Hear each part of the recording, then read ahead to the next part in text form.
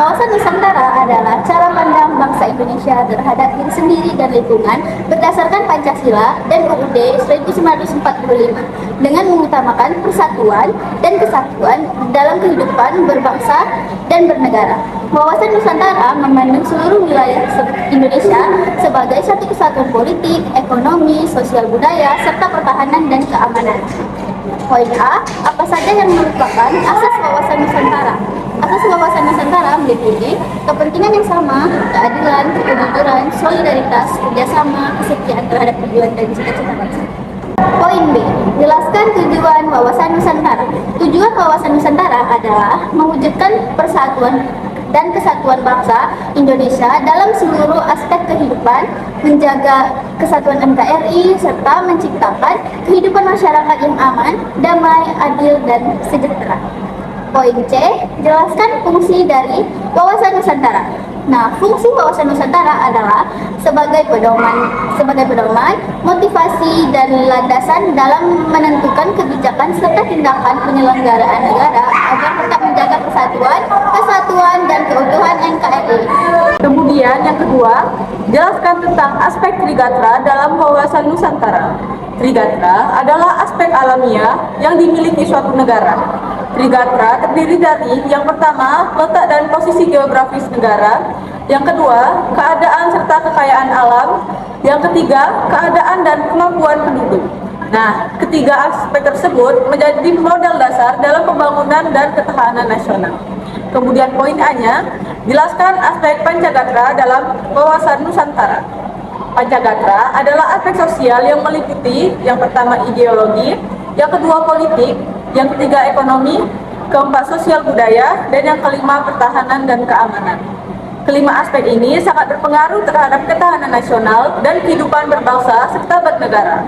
Kemudian poin B-nya, apa perbedaan Trigatra dan Pancagatra?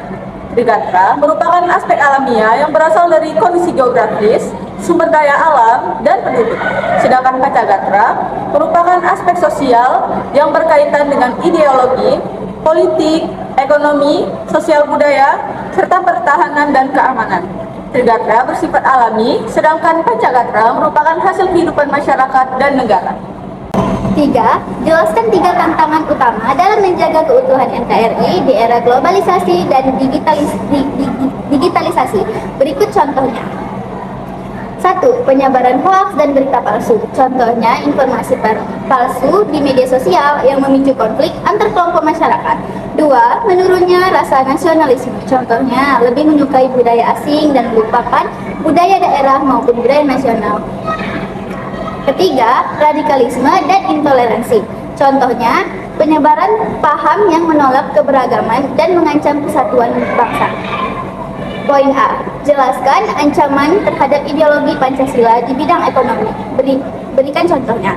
Ancaman terhadap ideologi Pancasila di bidang ekonomi adalah munculnya kesenjangan sosial, monopoli usaha, serta sikap individualisme yang hanya mementingkan keuntungan pribadi.